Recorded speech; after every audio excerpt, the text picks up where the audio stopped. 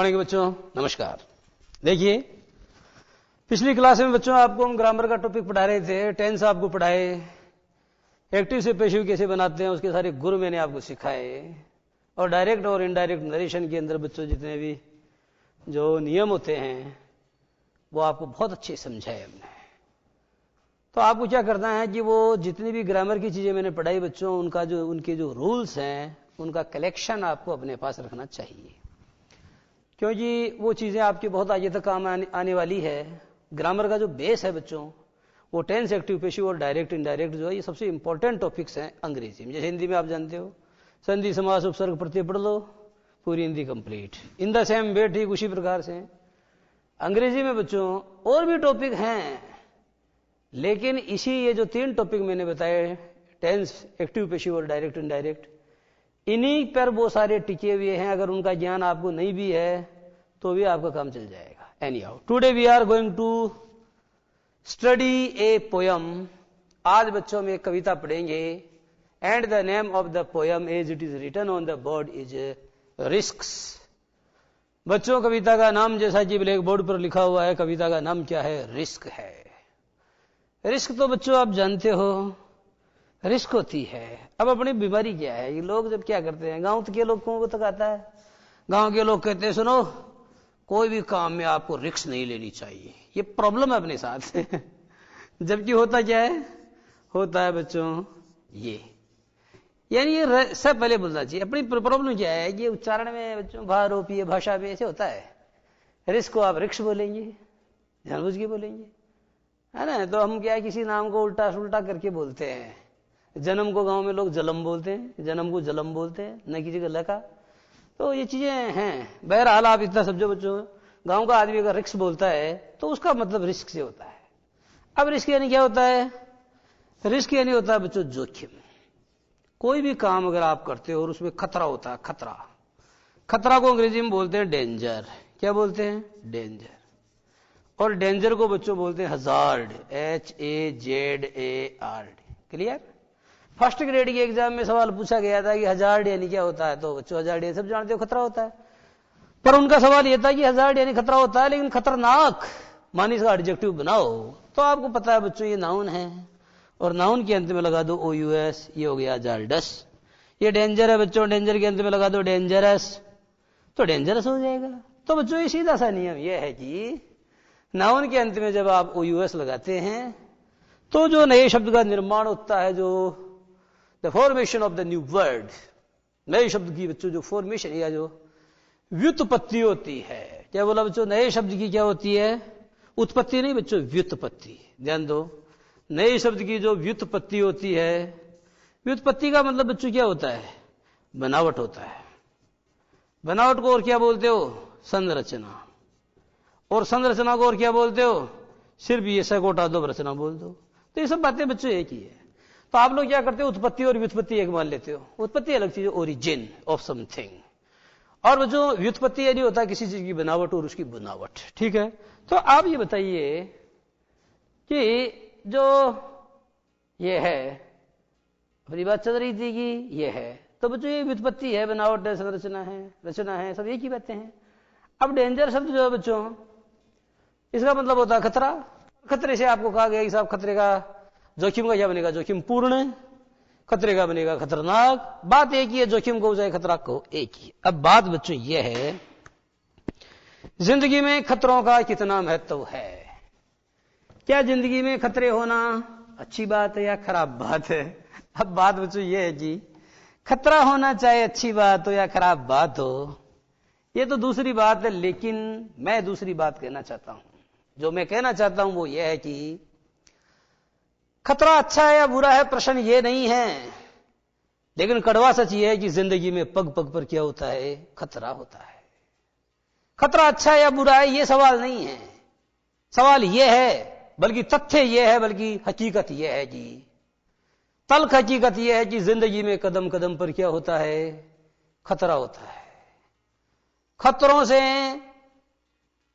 खतरों से आंख बचाकर हम जिंदगी जी नहीं सकते हैं। If you want to live, यदि तुम जिंदा रहना चाहते हो, if you want to survive, यदि तुम अपने वजूद को कायम रखना चाहते हो, if you want to maintain your existence, माने यदि तुम अपने वजूद को कायम रखना चाहते हो, you will have to face so many challenges, तुम्हें कई चुनौतियों का सामना करना पड़ेगा। And those challenges are nothing but या नन बट, और बच्चों वो जो चैलेंजेस होते हैं, वो चैलेंजेस बच्चों क्या होते हैं, वो और कुछ नहीं होते हैं। Those challenges are none but risks, और वो चैलेंजेस या जो चुनौतियां होती है बच्चों, वो खतरे या जोखिम ही तो होती है। आप इस बात को जानते हैं, आप घर से लेकर के स्कूल तक चल के आते हैं, तो रास्ते में बच्चों क्या होता है, रास्ते में आप जानते हो आपका पांव रपट जाने का खतरा होता है। पांव रपट भी तो सकता है, पांव अगर फिसल गया तो बच्चों क्या हो जाएगा, गड़बड़ हो जाएगी। तो आप इस बात को देखते हैं कि पांव फिसलने का खतरा है चलने में। आप बच्चों सांस लेते हो, ले तो आपने अंदर तो घुसा ली सांस, लेकिन इस बात की जोखिम है कि क्या उस सांस को आप बाहर निकाल पाएंगे अगर वो अंदर की अंदर रुक गई तो। किसान जब खेत में बीज बोता है तो इस बात का खतरा होता है कि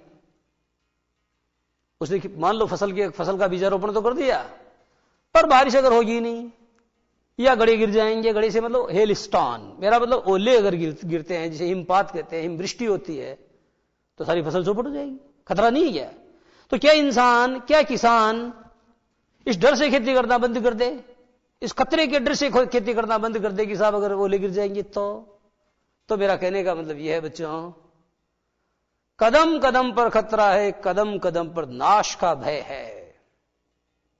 परंतु बच्चों आप इस बात को जानते हो, किंतु अगर सपने 2 हैं तो सच्चाइयां 11 है। कहने का मतलब यह है, नीड़ का निर्माण फिर नेह का वान फिर। अरे इसराय बच्चे यही तो कहते हैं कि नीड़ का निर्माण फिर नेह का वान फिर वह चली आंधी की नब में छा गया सहसा अंधेरा, धूली धूसर बादलों ने भूमि को इस भांति घेरा। तो बच्चों एक बात बताइए कि तूफान आते हैं तो क्या उनके डर से हम जीना छोड़ दें? नहीं छोड़ सकते ना। तो खतरा कहां नहीं है, मेरे को बताओ। खतरा हर जगह है। अब बात बच्चों यह है कि जब खतरा हर जगह है तो खतरे से खेलना जो है हमें आना चाहिए। यही बच्चों इस कविता का सेंस है। मैथिली शरण गुप्त की एक प्रसिद्ध पुस्तक है, शायद भारत भारती में से है ये पंक्तियां, नहीं शायद भारत भारती में से होगी या पंचवटी में से होगी, मुझे किताब का ठीक से नाम याद नहीं है, पर उसमें उन्होंने कहा कि जितने कष्ट कंटकों में है उनका जीवन सुमन खिला, जितने कष्ट कंटकों में हैं उनका जीवन सुमन खिला, गौरव गंध उन्हें उतना ही यत्र तत्र सर्वत्र मिला।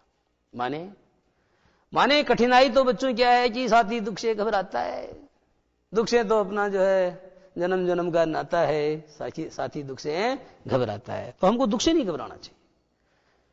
दुख तो बच्चों अनिवार्य है।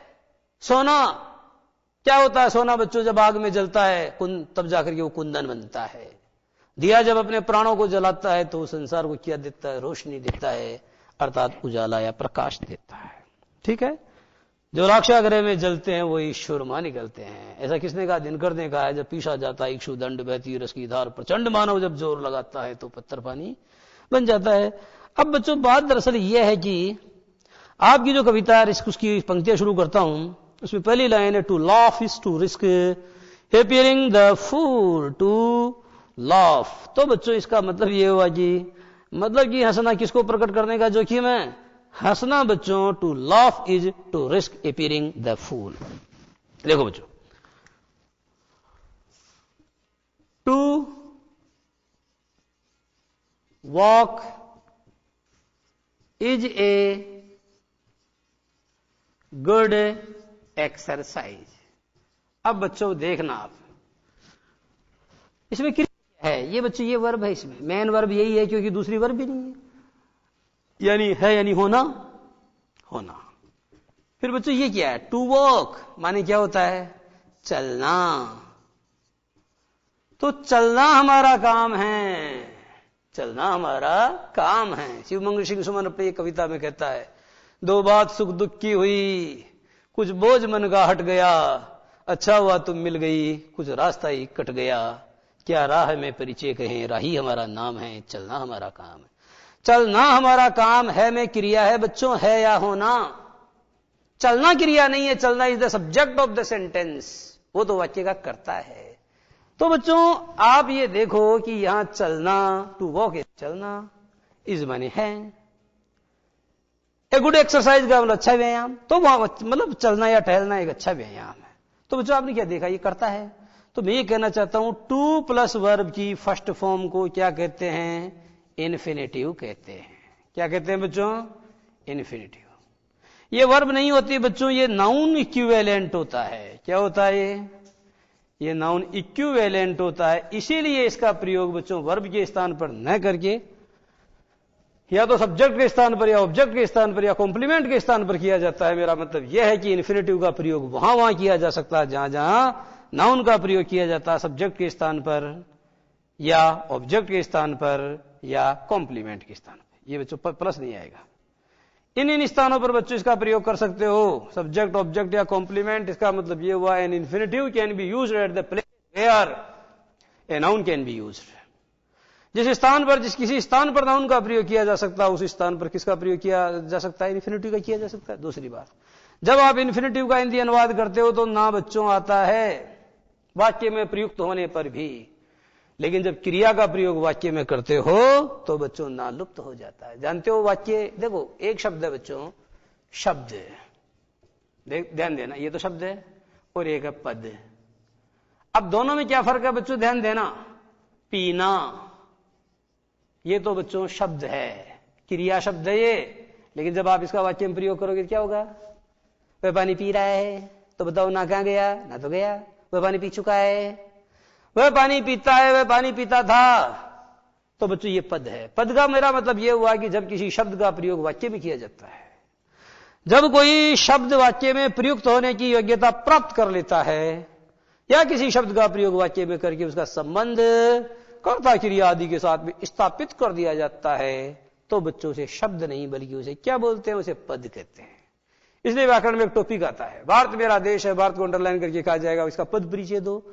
तो बच्चों भारत का पद परिचय यदि आपसे मांगा जाता है तो बताओ भारत का पद परिचय क्या देंगे आप। भारत का पद परिचय बच्चों आप यही देंगे क्या कि भारत करता है, भारत पुल्लिंग है, भारत एक वचन है, और भारत बच्चों संज्ञा है। संज्ञा में भी नाम है, कौन सा है, व्यक्तिवाचक संज्ञा है। इस तरीके से आप उसका क्या देंगे, पद परिचय देंगे उसका। तो पद परिचय का मतलब पद जानते हो, एक ऐसा शब्द which is used in a sentence, जिसका प्रयोग किसी सेंटेंस में किया जा चुका है, या शब्द जब वाक्य में प्रयुक्त होने की योग्यता अर्जित कर लेता है तो बच्चों आप उसको क्या बोलते हैं, उसे पद कहते हैं। क्लियर है। तो ये क्या हो गया, ये इन्फिनिटिव हो गया। अब बच्चों आपका सेंटेंस देखो, to laugh is, to laugh माने हंसना, इज माने है, to laugh is to risk, risk यानी जोखिम उठाना, ना जरूरी है, हंसना जोखिम उठाना है। एपियरिंग द फूल का मतलब होता है बच्चों, एपियर यानी होता है प्रतीत होना, और द फूल का मतलब होता है मूर्ख। हंसना मूर्ख प्रतीत होने का जोखिम उठाना है। हंस नहीं सकते आप, क्योंकि बच्चों अगर आप हंसोगे तो लोग समझेंगे यू आर ए फूल। ध्यान दो बच्चों, लोग समझेंगे you are a fool. If you laugh, अगर आप हंसते हैं तो लोग समझेंगे यू आर ए फूल। ध्यान देना बच्चों, यू आर ए फूल। और दूसरा सेंटेंस है यू आर ए फूलिश। दोनों में बच्चों कौन सा वाक्य शुद्ध है, कौन सा अशुद्ध है।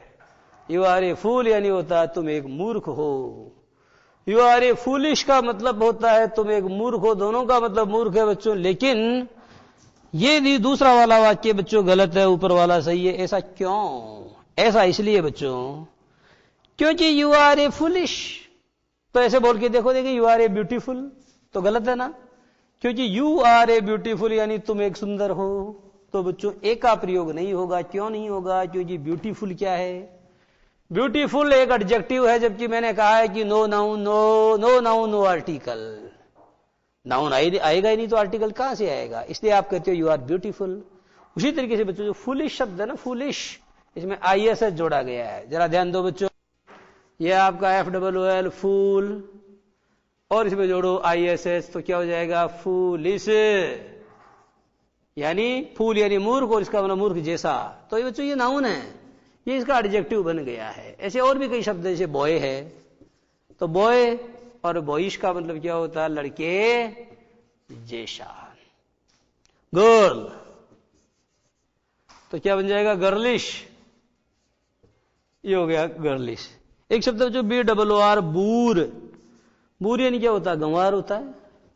तो आप क्या कर सकते हो? बूरिश। BOORISH, बूरिश। तो बच्चों आपने ये जाना कि नाउन के अंत में ISH प्रेफिक्स को जोड़ करके आप उस नाउन को किस में बदल सकते हैं? You can change that noun into its adjective form. आप उस नाउन को इसके एडजेक्टिव फॉर्म में बदल सकते हैं। आ गई समझ में? तो बच्चों आपको देखना चाहिए कि to laugh is to risk appearing the fool. इसका मतलब इफ यू लाफ, अगर तुम हंसते हो, पीपल विल थिंक दैट, लोग ये सोचना शुरू कर देंगे कि यू आर ए फूल, तुम एक बेवकूफ हो। अरे बावड़िया देखो हंस रहा है। जब कोई आदमी हंसता है तो सामने वाला समझता है कि यार ये तो पागल है। तो हंसने में इस बात की जोखिम है कि लोग तुमको पागल समझना शुरू कर देंगे या कर देते हैं। पर बच्चों क्या इस डर से, माना कि हंसने में इस बात की जोखिम है, पर क्या इस डर से हम हंसना छोड़ दें? हम हंसना नहीं छोड़ सकते, हम तो हंसेंगे, है ना। तो बच्चों बात यह है कि हम तो और सूरत में क्या करेंगे? हंसेंगे, मुस्कुराएंगे। न सर उठा के जियो, न सर झुका के जियो, गमों का दौर भी आए तो मुस्कुरा के जियो। तो मतलब ये हुआ बच्चों कि लोगों को कुछ भी सोचना है वो सोचें, लेकिन करती प्रकृति सदैव अपना नियम पूर्वक काम है।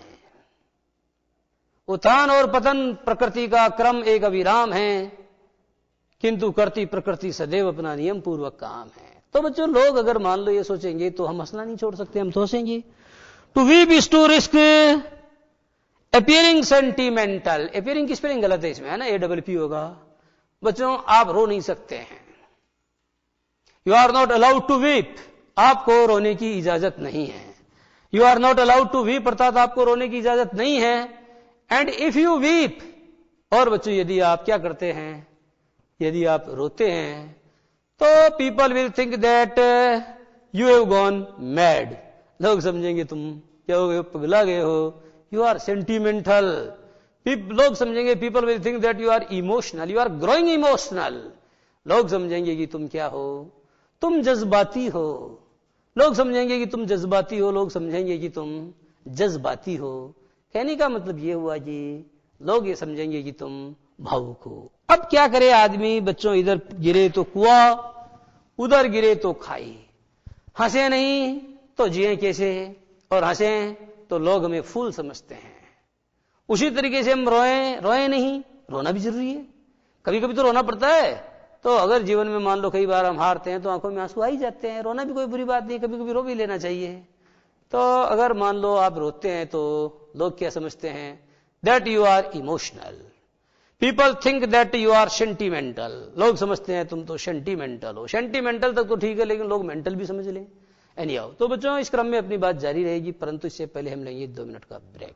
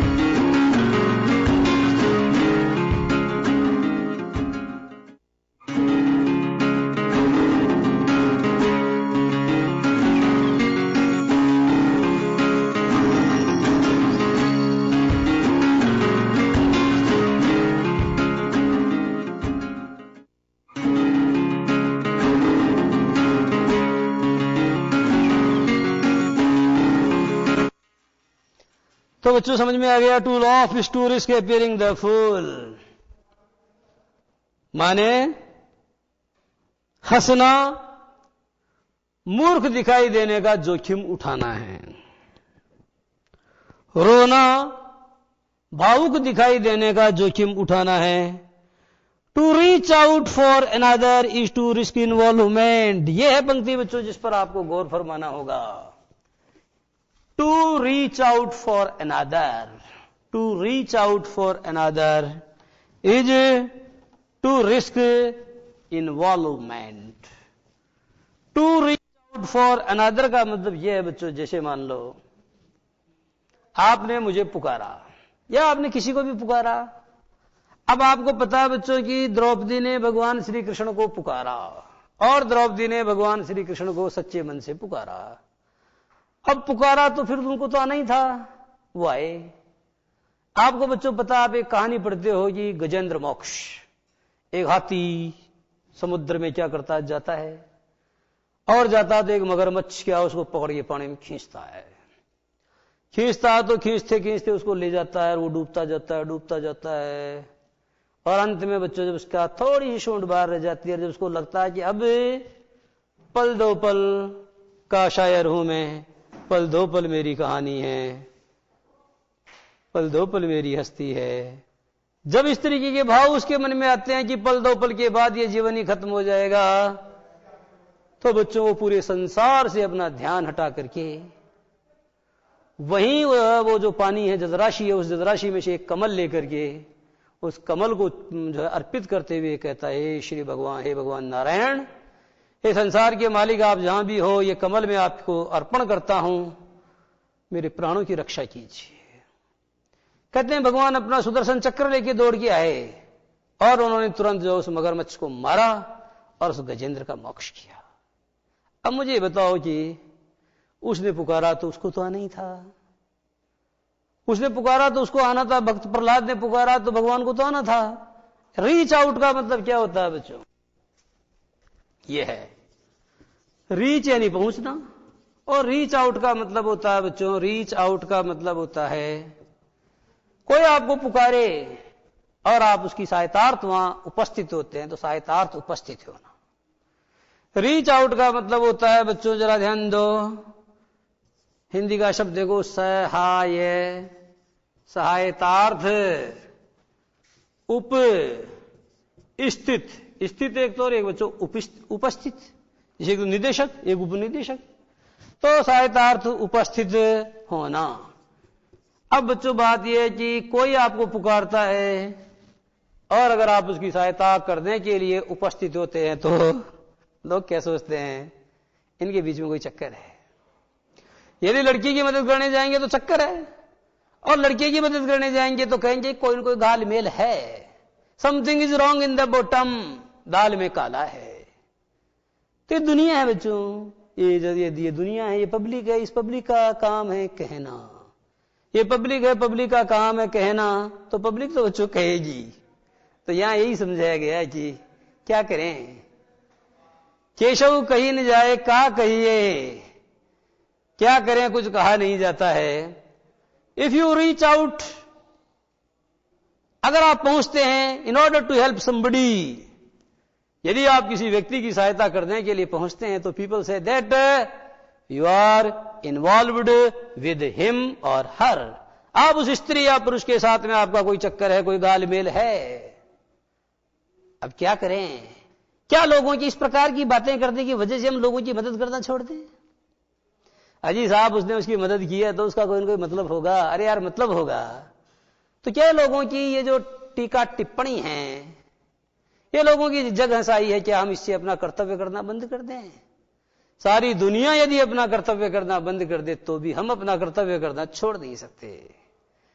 ये बात बच्चों जयशंकर प्रसाद की एक कहानी है, ममता, वो पढ़ना। ममता एक ब्राह्मण की बेटी है, विधवा है, खंडहर में निवास करती है। हुमायूं आता है चौसा के युद्ध में विपन्न होकर के शेरशाह के हाथों, और आकर के उस विधवा ब्राह्मणी से, जो अभी युवा है, सुंदर भी है, उसे रात्रि विश्राम करने के लिए शरण मांगता है। एक बार तो ब्राह्मणी सोचती है कि ये खून का प्यासा है, क्यों इसको शरण दूं मैं, फिर भी उसको लगता है कि और हो सकता है इसको रात को मैं रखूं, यही कोई मेरे साथ छल करे। तो फिर उसने अपने दिल और दिमाग दोनों के बीच में क्या हुआ, मतलब कि जिरह हुई, अंतर्द्वंद, और उसने ये निर्णय लिया कि सूर्य चाहे अपना कार्य करना छोड़ दे, प्रकृति चाहे अपना कार्य करना छोड़ दे, लेकिन मैं एक ब्राह्मण कुमारी, मैं अपना कर्तव्य जरूर पालूंगी। और वो कहती, आओ अतिथि, मेरी इस कुटी में तुम्हारा स्वागत है। उसको कुटिया के अंदर वो, मतलब कहने का मतलब उसको रहने की जगह देती है, और स्वयं आसपास में स्थित जो कोई बौद्ध मठ है, उसके टूटे फूटे खंडर हैं, वहां जाकर के वो रात्रि गुजारती है। तो to reach out for another, to reach out for another मतलब समझ में आ गया। इसका मतलब है जो to come forward for others help, if you come forward to others help, अगर आप किसी अन्य व्यक्ति की मदद करने के लिए सामने आते हैं, तो लोग समझेंगे कि आपके ऊपर किसका आरोप लगाएंगे, आपके ऊपर बच्चों इन्वॉल्वमेंट अर्थात शामिल होने का, संलग्न होने का, मिले हुए होने का आरोप लगाएंगे। To expose feelings is to risk exposing your true self. अब बात आती है बच्चों एक्सपोज। ये एक्सपोज है बच्चों, क्या होता है एक्सपोज? तो आप जानते हो बच्चों ये एक्सपोज है, और एक शब्द आजकल बहुत ज्यादा अखबारों वगैरह में पढ़ने को मिलता है, एक्सपोजर। तो ये एक्सपोजर का मतलब तो बच्चों क्या, अंग प्रदर्शन है। तो छोटे कपड़े पहनते हैं अंग, और जैसे मान लो छोटे कपड़े पहनेंगे तो बाकी अंग दिखेंगे, दैट इज अंग प्रदर्शन। ये बुरी बात है।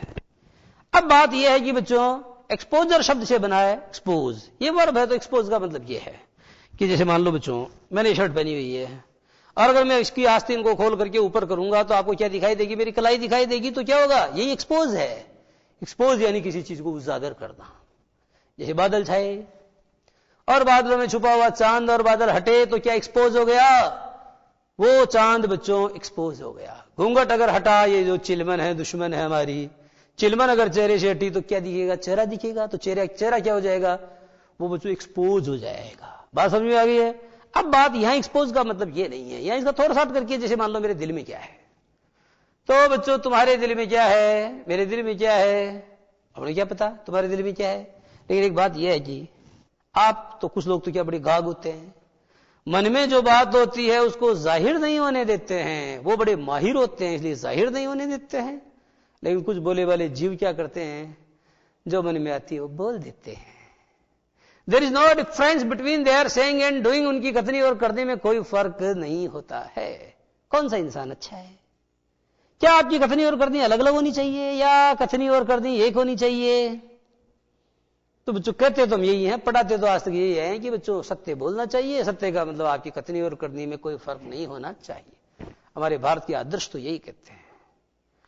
लेकिन ये जो विदेशी लेखक है बच्चों, ये कह रहा है कि आपका कहना कुछ और होना चाहिए और आपका करना कुछ और होना चाहिए। आपके दिल में जो है उसे दिल में रहने दो, राज को राज ही रहने दो। If you expose or if you express your feelings before everybody, हर जाने अनजाने आदमी के सामने बच्चों यदि आप अपने मन की बात क्या कर देते, प्रकट कर देते, जैसे हमारे प्रधानमंत्री क्या करते हैं बच्चों, मन की बात करते हैं, तो वो तो बोले डाली जीव है, कर लेते हैं, कोई प्रॉब्लम नहीं, उनको तो आती नहीं प्रॉब्लम।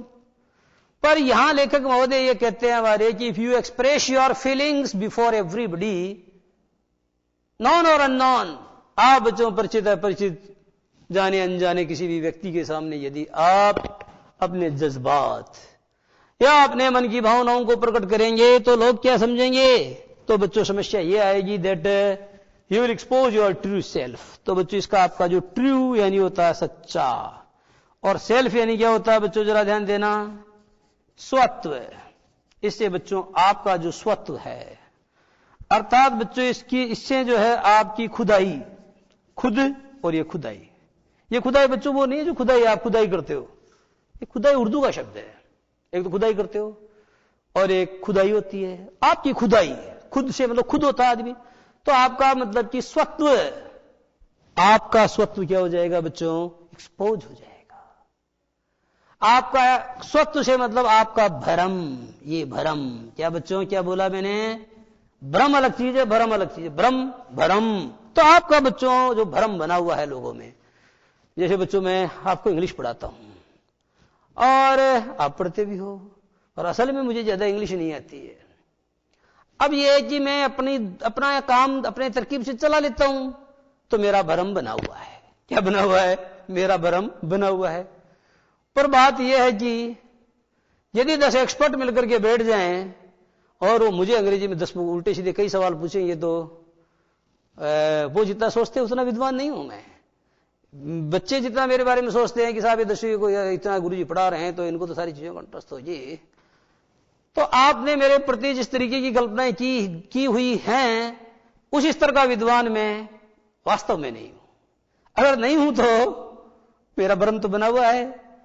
अगर बच्चों में बात आपको जो कह रहा हूं अगर ऐसे कहता फिरूंगा तो फिर मेरी दुकान बंद हो जाएगी। मेरा मतलब हालांकि दुकान नहीं है तो सरकारी नौकरी है, पर जैसे मान लो कुछ लोग प्राइवेट पढ़ाते हैं वो अगर अपनी कमजोरी है वो बताने लगे कि साहब मेरी दुर्बलता ये मेरी दुर्बलता ये, तो फिर उसकी दुकान तो चलेगी नहीं। तो इससे क्या होता है कि आपको बच्चों यदि आप कहने का मतलब यह है कि यदि आप अपनी सच्ची भावनाओं को हर किसी के सामने प्रकट करते हैं तो इससे आपका भ्रम खत्म हो जाने की जोखिम है। तो बच्चों इससे आपका भ्रम मिट जाने की जोखिम है। आपके बारे में जो भ्रम है लोगों को, उस भ्रम की वजह से लोग आपका सम्मान करते हैं। लोगों को यह भ्रम है कि मैं अंग्रेजी बहुत जानता हूं, अंग्रेजी में ठीक ठाक हूं, तो इस वजह से लोग मेरा सम्मान करते हैं। हालांकि ये मैं ही जानता हूं कि मैं अंग्रेजी कितनी जानता हूं। ये सच है कि ये मैं ही जानता हूं कि मैं अंग्रेजी कितनी जानता हूं, लेकिन लोगों को लगता है कि ये तो काफी होशियार होंगे, आईसीटी पर इतने सारे बच्चों को लाइव पढ़ाते हैं तो इनको बहुत कुछ आता है। अब बच्चों इससे और किसी को फायदा हो ना हो, लेकिन इससे मुझे बहुत सारा अनड्यू रिस्पेक्ट मिल जाता है। अनड्यू इसलिए क्योंकि उसके लिए मैं क्या नहीं हूं, उसको मैं डिजर्व नहीं करता हूं, लेकिन फिर भी मुझे वो मिल जाता है तो मेरा काम चल रहा है। अब बात यह है कि अगर मान लो सबको पता चल जाएगा तो फिर मेरा काम चलना बंद हो जाएगा, है ना। तो आगे और देखना, to place ideas and dreams before a crowd is to risk being called naive. अब एक बात और है बच्चों, भीड़ आपके सामने खड़ी है। क्या खड़ी है? भीड़ खड़ी है। और भीड़ के सामने जाकर के आप क्या करते हो बच्चों? You place your ideas and thoughts. आप अपने विचारों और अपने मतों को जन जन के सामने प्रकट करते हो, जन जन के सामने। तो बात यह है बच्चों, आप जिस सिद्धांत का प्रतिपादन करते हो वो सिद्धांत आप तक सीमित होना चाहिए, आपके कुछ एक अनुयायियों तक सीमित होना चाहिए। लेकिन आप चौराहे पे खड़े होकर के क्या बोलते हैं? You place your ideas. आप चौराहे के ऊपर खड़े होकर के बच्चों अपने मतों को प्रकट करते हैं। ड्रीम्स, और अपने आपकी ख्वाब क्या है, अरमान क्या है। मैं जो है ऐसे करूंगा, थोड़ी दिनों के बाद में जो है मैं प्रधानमंत्री बनूंगा। अरे यार तुम बनोगे कि नहीं बनोगे, पर लोग तुम्हारे मजाक जरूर उड़ाएंगे। तो यह है बच्चों की हम समस्या हमारी यह है कि to place ideas and dreams before a crowd. Crowd जानते हो भीड़ होती है।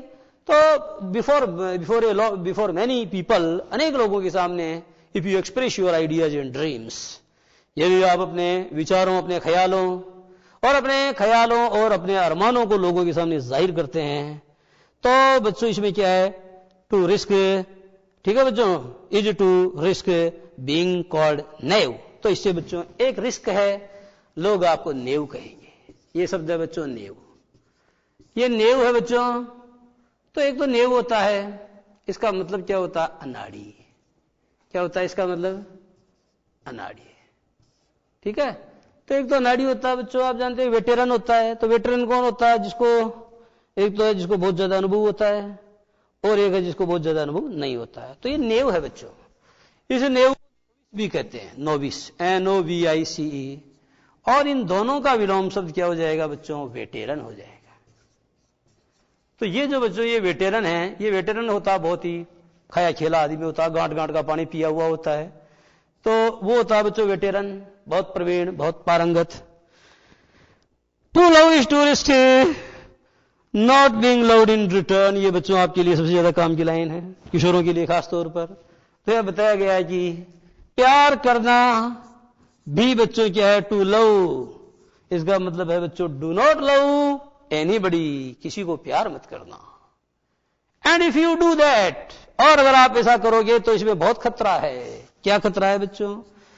आप अगर किसी को प्यार करते हो तो ये जरूरी नहीं है कि प्यार के बदले आपको लव के बदले लव मिले बच्चों। लव के बदले आपको हेट मिलने की जोखिम भी तो है। अरे कम से कम सामने वाली लड़की जो है या जिसको आप प्यार करना चाहते हैं, वह लड़की है या लड़का जो भी है, पर उससे कम से कम आपकी बातें तो होती है। लेकिन यदि आपने अपने मन के इस तरीके से भाव प्रकट कर दिए तो आपकी तो बोलचाल भी बंद हो सकती है। सामने वाले व्यक्ति की दृष्टि में आप गिर भी सकते हैं। इसलिए बच्चों बड़ा खतरा है किसी के सामने प्रेम प्रस्ताव करने में बड़ा खतरा है। तो to love is to risk not being loved in return. प्यार करने में खतरा है कि बदले में आपको प्यार मिले।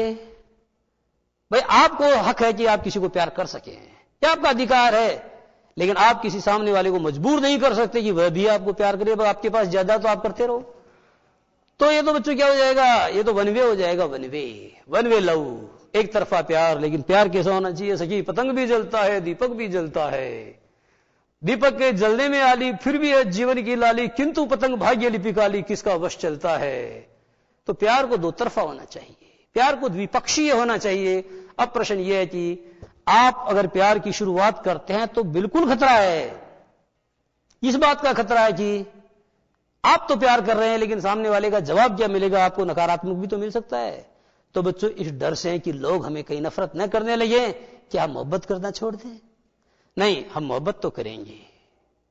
उसी तरीके से हम हंसना नहीं छोड़ सकते, हम तो हंसेंगे, और समय समय पे हम रोना नहीं छोड़ सकते, हम रोएंगे भी, और हम लोगों की मदद करना नहीं छोड़ सकते, हम अपनी फीलिंग्स को लोगों के सामने प्रकट करना नहीं छोड़ सकते, हम अपने विचारों और अरमानों को लोगों के सामने व्यक्त करना नहीं छोड़ सकते। To love is to risk dying.